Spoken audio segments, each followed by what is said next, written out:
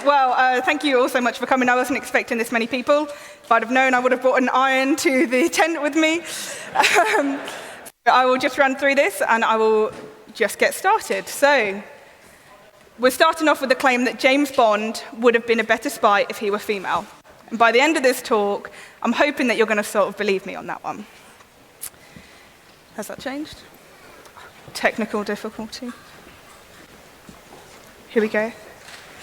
So I break into buildings. That's what I do. As Lewis said, my name is Katie, and my day job is breaking into buildings. The company will pay for me to come in and test their physical security sensors. Always legally, not just doing this for fun at the weekends. Sorry, I don't know why my dongle's not working. We'll just click. So I work for an offensive cybersecurity company. They're called Ruptura Info Security, and they specialize in simulating real-world attacks on companies and organizations. This could be anything from a scattered spider simulation to ransomware simulation or your everyday sort of hacking. I've done dozens of physical security assessments whilst working here. They've ranged from banks, museums, offices and labs, and even some key infrastructure sites like power stations. So a real range of companies that normally hire us. I've done everything from hiding under a desk to avoid somebody, to rearranging offices to get to an insecure port, and enjoying endless free cuppers and biscuits in buildings that I should never have been allowed in. It is one of the perks of the jobs. But I don't just break into buildings. I exploit people's trust, I manipulate their perception of me, and I gain access to private networks and areas without people ever noticing that I was there. Now, you guys are a group of clever people, right? You're all at EMF after all. So if 99% of people never noticed, do you guys think that you're in the 1% of people that would? Put your hand up if you think you would be hard to social engineer. Anybody think that they would outsmart somebody or not get caught? There's a conscious hand over there. A few. Okay, some people not sure. I think you're fairly right if you've kept your hands down. I think that's pretty accurate. Because actually, you fail security tests every single day with just normal behavior. The chances are that you're a nice person. You probably hold doors open for people, help people that might look lost, and trust uniforms. And whilst these aren't inherently mistakes, they are just social behaviors. And social engineering never exploits stupidity. It only exploits human expectations. Normal behavior can be weaponized, and predictability becomes a spy's greatest tool. Now, everything I'm about to show you is backed by decades of psychological research. Social engineers like me didn't invent these techniques, we just utilize these behaviors to make it work for us. So whilst we've just covered that social engineering exploits human expectations, we want to understand why that works. We need to understand how your brain actually makes decisions. Most of us like to think that we're rational, logical people, and we imagine that when we're faced with a decision, we carefully weigh up the evidence, consider the risks, and come to a sensible conclusion. But the reality is, your brain is a bit rubbish, and it would never cope if it worked like that. Every single second of every day, your brain is filtering an incredible amount of information. Faces, voices, colors, movements, conversations, notifications, smells, everything. And if you consciously analyzed all of that, you'd be mentally exhausted, and your brain would be a puddle. So instead, your brain cheats. It uses shortcuts. It fills in gaps, and it predicts what's going to happen next instead of analyzing everything from scratch. Now, most of the time, that's brilliant. That's a really handy thing. It's what allows you to drive a car, walk through a crowded room, recognize a friend instantly. But the problem is these shortcuts are predictable, and anything that's predictable can be exploited. We're going to split this into two ways of thinking. So it's divided into System 1 and System 2 thinking, okay? So System 1 thinking is your brain's autopilot. Super fast, recognizes patterns, makes assumptions, and helps you make thousands of decisions every day without even realizing it. Like, you guys didn't come into this tent and consciously work out if the chair that you're sat on is safe to sit on. It just recognizes a pattern, and you sat down, which is brilliant. So System 2 thinking is completely different. It's slower, more analytical, and is a lot more energy intensive. This is what you would use if you were solving a maths problem, if you wanted to debug some code, or choose what EMF talk you wanted to come to. And clearly, if you're here, that brain made a good decision. The important part here is that your brain doesn't want to use System 2 thinking. It's too much effort, and your brain is a bit lazy. So it uses System 1 thinking whenever it possibly can. So let's bring this into the real world. Imagine you're walking into work. Somebody behind you is dressed in a suit, looking all smart, and carrying 2 coffees. They catch up to you as you open the front door and say, "Cheers, mate." Did you consciously weigh up the security implications of holding open that door? Probably not. You probably held the door open because your brain recognized a familiar situation. Somebody carrying 2 coffees in a suit, walking into an office, is normal behavior. So System 1 thinking made the decision before System 2 ever got involved. Now it's time for, I'm sure what you guys are looking forward to, a bit of a story time. So for this mission, I was tasked with targeting a large insurance company's headquarters. This was an office building that they owned, so they were responsible for providing their own office staff, reception staff, and all of the access management. Now, there are a few goals that we wanted to achieve here, but the main one was to access the office and to access in the server room. So this should have been locked, as I'm sure you all know. And as always, my own personal goal was to take a branded mug. I have a lovely shelf in my office where I sit all of the branded mugs, and think of this as my own sort of professional trophy shelf. And it's always quite good when we have a follow-up call that I have the branded mug to drink from to really embarrass the users.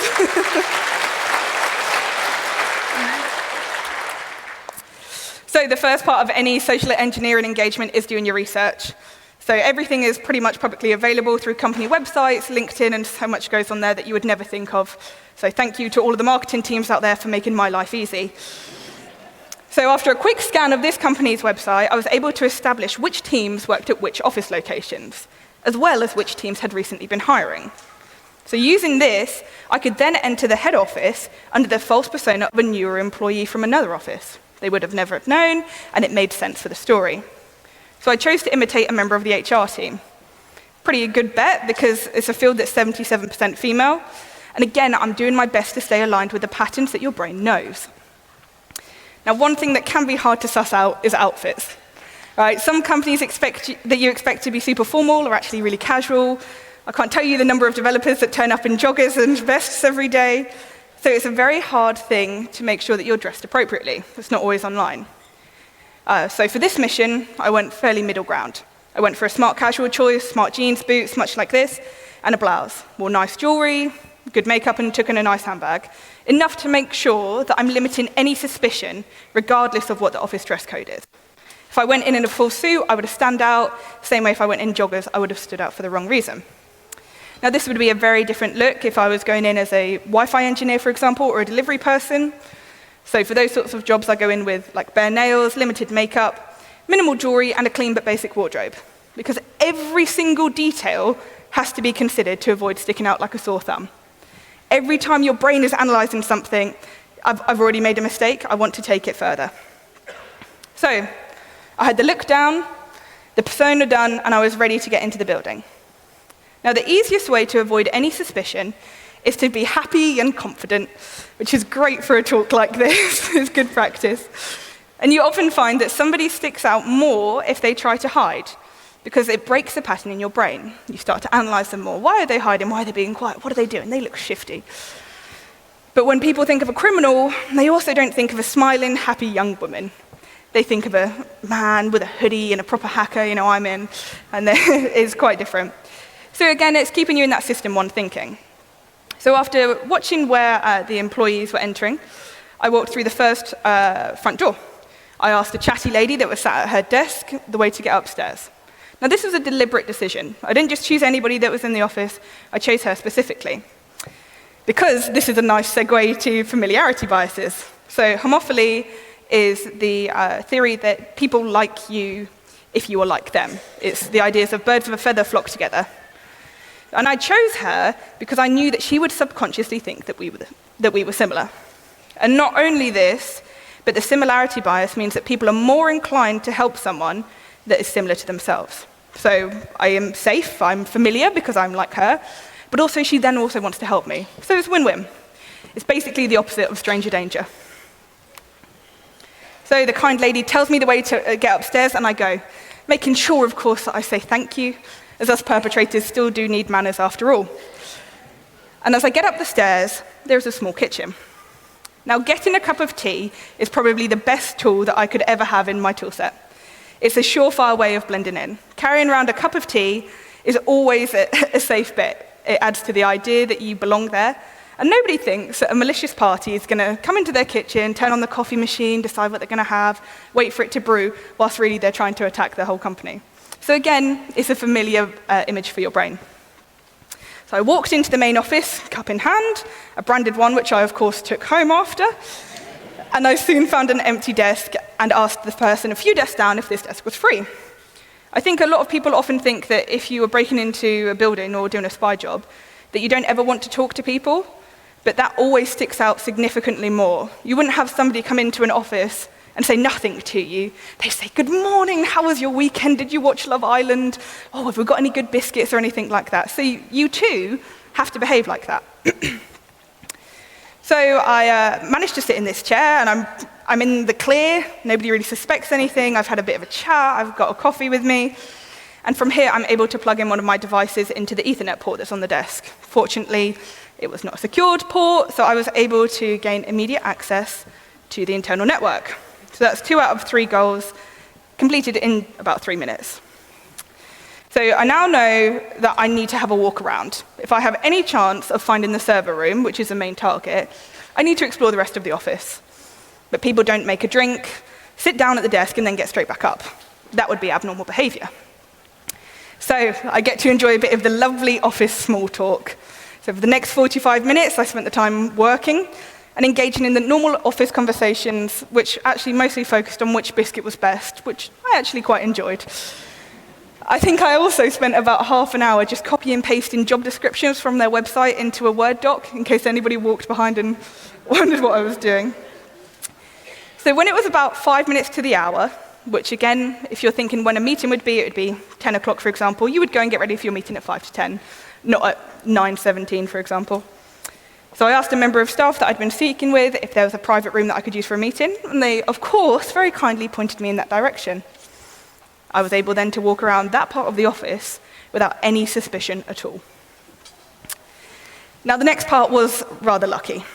Whilst I did find the server room, it was locked, so well done to that company. However, I also found the extremely cluttered desks of the IT team. It was laden with devices, keyboards here, motherboards there, but most importantly, it had the keys to the server room, lovely and labeled, sat right on the desk.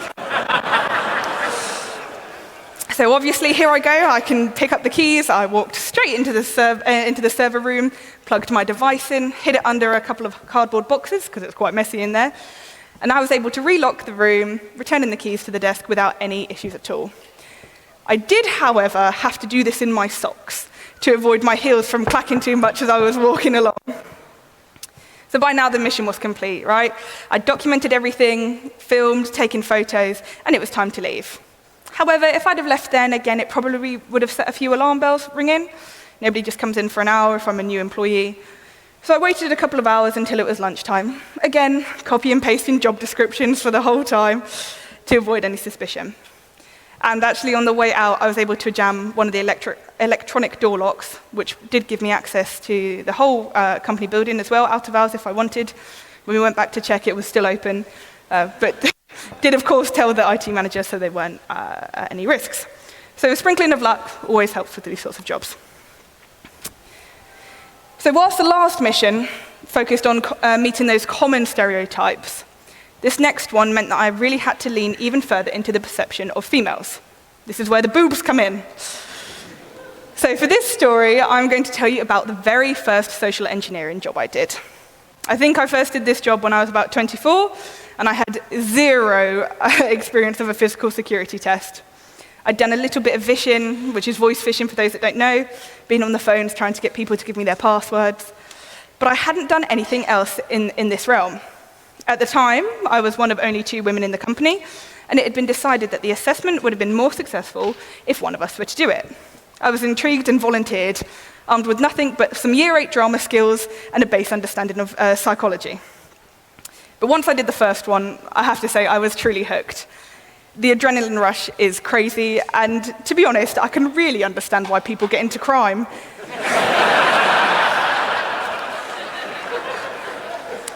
So the target company for this engagement was a very large international law firm. The target, again, is always to get into the building. That's always number one. But I was also tasked with finding and leaving with an unlocked laptop, which to me, for the first one, I thought, bloody hell, I don't have a chance. However, we did give it a go. And this was all whilst trying to remain a paler complexion, as I tend to blush quite a lot. I've never worn thicker foundation to hide all the blush on the day. So to kick this assessment off, we did a little bit of work before. So we'd bought a similar domain, just with a small spelling mistake, and we produced a job interview email invite that was sent to myself. The fake email included a fake phone number of the staff member that we said that I was meeting with. However, if they had called this, it would have gone up to one of my colleagues who would have said, of course, send her in, send her straight through. So we had that bit covered as well. But we did know that this office was actually going to be a really tricky one. It was a big central London office, so think posh lifts, lots of big reception, huge foyer, all of that. And this company only had a few of the floors within this office building. So again, to access those, we knew was going to be a difficult thing to do. So the plan was for me to enter the office and state that I had an interview, where I would then hopefully get a visitor pass and could go upstairs, where from here I could just act as a normal employee. That was the plan. I entered into the building at about 10 o'clock, just after, and I acted very stressed whilst I was looking at my watch repeatedly. I really wanted to create a sense of urgency. I wanted them to think that I was really running late for a very important interview and that they should really pity little old me. Oh, I'm lost, I can't find it. And that worked. So I chose to approach the male staff receptionist. I played into the damsel in distress trope, and I said I was here for an interview, showed them my email, and explained that I'd got lost. Silly old me, and that I couldn't find the office.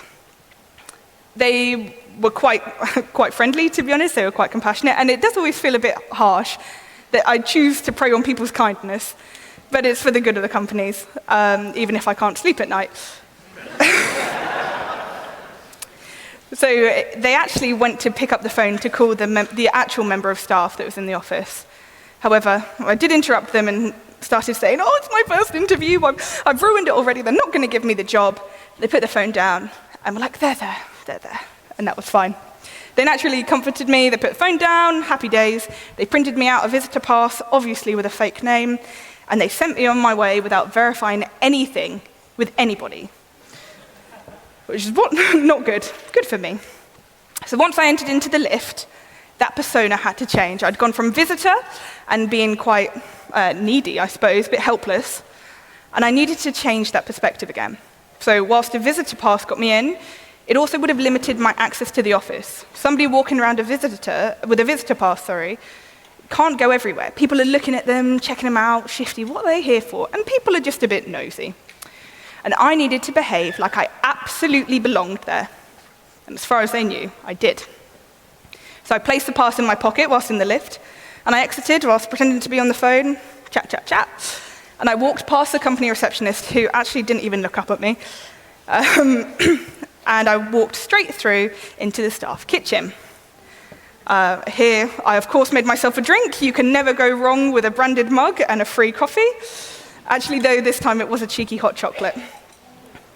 So I had identified now what room I needed to go into, helped by one of the fire maps. Right, so you can see every floor, where everything is, and it's labeled quite nicely. So I knew where I needed to go. So I sat at a little table close to that door, which was a keypad-protected door, and I bided my time. I sat, I waited, I watched, sipped my hot chocolate, and waited for a staff member to leave that room. Now, usually when you hear tailgating, you think it's somebody that's going to be following behind you, but you guys know that. It's, again, something that is a familiar pattern in your brain, so you know to look out for it. However, if you're leaving the room, you're not watching then who follows in behind you. You can't see them, firstly. So as somebody left, I was able just to walk straight through, acting like I was able to get in. Another point on this is that I did pretend to dial in some numbers so that anybody that was in the main room or in that office room saw that I had beep, boop, and had tried to get in. I walked through the open door, straight to the back of the office, and sat at an empty desk and began working. So far, I had managed to avoid any suspicion, and it was time to have some fun. Now, a good test of a company's security posture is to check if staff members lock their cabinets. You know, the little rubbish drawers that never shut properly that go underneath your desk. And you will nearly always find that someone never locks their cabinet. And most of the time, they are either extremely senior or have extremely sensitive documents in there.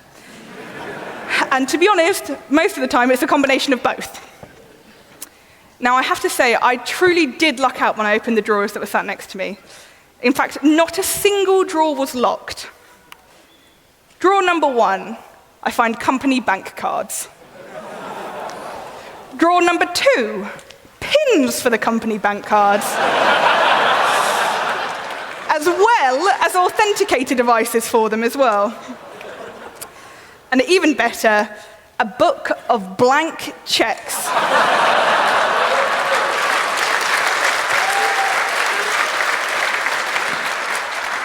Now, of course, it's time to take it to the next level. So out I get the checkbook, write myself a check for £50, and all I had to do was scan it with my banking app and decide how I would spend my newfound fortune. The check actually did clear a couple of days later. And I did enjoy a nice Wagamama's on it, I think. Now, whilst this was just one desk, the rest of the company was no better. And it does give me a good indication of what the general posture is. If one person has left it unlocked, chances are so have other people. I, in fact, ended up gaining access to private documents, very high-profile case details, and full client lists. It was actually a big mess. Now, rustling under the desks can raise suspicion level. I always want to keep it fairly low for obvious reasons, and I needed now to get this back to a safe level again. It was time to call upon my most useful tool, which of course was a cup of tea. So this time, I began leaving the room carrying an empty mug. As I left, I asked everybody, "Oh, would you like a cup? Or anybody for a coffee? I'm going to go make a round of drinks. Does anybody want one?" And again, this is just the basic female helper persona, right? So the technique only worked because I was a woman. If a man had gone and done it, it would have been a bit more concerning because in everyday terms, I was basically doing the common trope of women making a sandwich. So Hothschild, he actually states that women are expected in an office building to manage emotions, provide comfort and support in the workplace. And that also includes things like helping new starters and making the teas and coffees. I'm sure if you actually think back at your own office environments, if you're not working from home, that you will find that the females do take on a lot of those responsibilities. So on the flip side of this, men, you're going to love this, guys, are seen to be technically competent, authoritative, and independent, although it is seen to all be with an undertone of selfishness. So stereotypically, a man would never go into an office room and offer them cups of tea and coffees. That's just not something that would happen, stereotypically, right? However, for a woman, again, that's just making us seem safe and just setting all of those suspicion levels back down. To put it simply, women are seen as helpers and men are seen as leaders, which is a bit rubbish, to be honest. So a man, would stand out if he was offering that for all the wrong reasons, but it did actually clear me of suspicion. Actually, once I'd completed the engagement and we had the debrief meeting, the CTO, who did know that the engagement was taking place, because he'd booked it, claimed that he had some small suspicions about me, but that he was totally thrown off by the offer of coffee. He did also claim that he didn't want to question me because you can't ask a woman anything these days. I actually also did get the offer after to go and do crime with him, so it was a good start. I have to say, though, I really do think that taxpayers' money were wasted in the world of James Bond. He didn't need the fancy cars, fabulous tools, or deadly weapons. He just needed a trusty cup of tea. Now, at this point, I had completed 2 out of the 3 mission targets. I'd successfully gained access to the main office, tailgated my way through to the IT office, and now I had the hardest part left, which was stealing an unlocked laptop. I walked through to a larger office area, which was down some stairs, and the secure door had been propped open to avoid any germs spreading via the keypad. Let that sit for a second. The next door actually was locked. It required an RFID badge. But all I did was simply follow another lady through and say, "Oh, I love your cardie. Where'd you get it from?" Turns out M&S, and she'd let me go straight through. Again, I'm just trying to model all of those familiar and reliable behavior patterns. As I said, yeah, that's all done. However, one of the things I find hardest is acting like I really belong in a room or an office, when actually I've got no idea where I'm going, I've got no idea what's where, and it's a bit hard. You have to avoid looking around, because looking lost just isn't an option. So I pick a spot, any spot, and I make a beeline for wherever that is. So for this office, I quickly went to a printer area. Here they had shelves of stationery. They had envelopes, papers, stamps, and everything. So here, as well as unattended client mail, actually, which was also not good, I picked up an envelope and stuffed it with some blank paper, stamped it, stuck a company sticker on it, and I was then able to walk around the office, looking like I was looking for somebody, because I, of course, had to deliver this envelope, because I'm just a helpful young lady. I continue to walk around the office, looking, oh, are there any desks? And I do come across one unlocked laptop.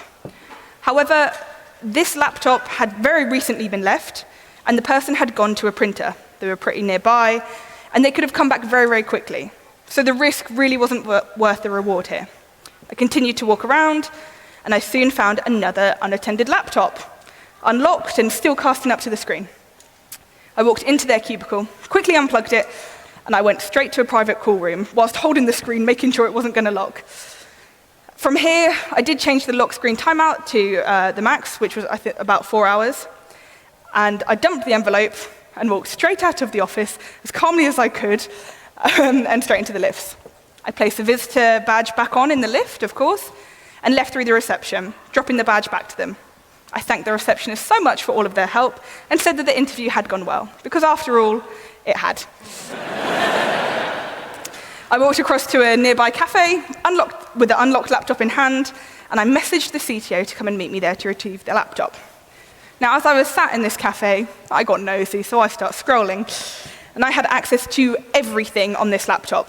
I'm talking company VPNs, corporate networks without any further verification, emails, calendar, client docs, everything. And it was at this point that I had the emails up that I read the job title of the person's laptop that I had stolen. And they were one of the most senior members of staff. They were unbelievably pissed at the IT team for letting it happen. So let's bring this back to the start of the talk. I said that James Bond would be a better spy if he were a woman. So when people picture somebody breaking into a secure building, they're imagining, as I said, a bloke in a hoodie, bolt cutters, something aggressive or somebody acting shifty. But that is never, ever how it happens. And they're never imagining a woman carrying a cup of tea. Women are often stereotyped as being a couple of things, but mostly helpful, incompetent, and weak. And that weakness means that we are seen to be non-threatening.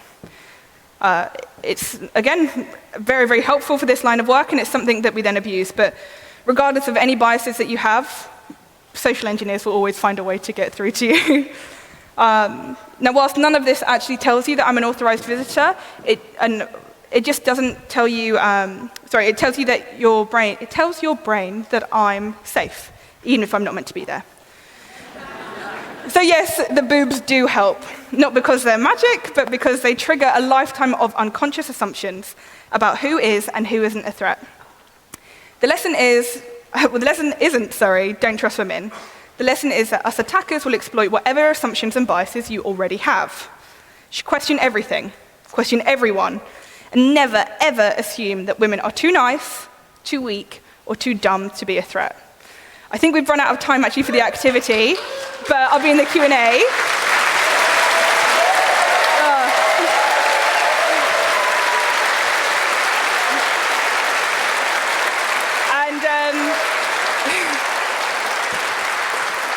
And please do remember, if you ever see me at your office, you didn't see me. Thanks so much.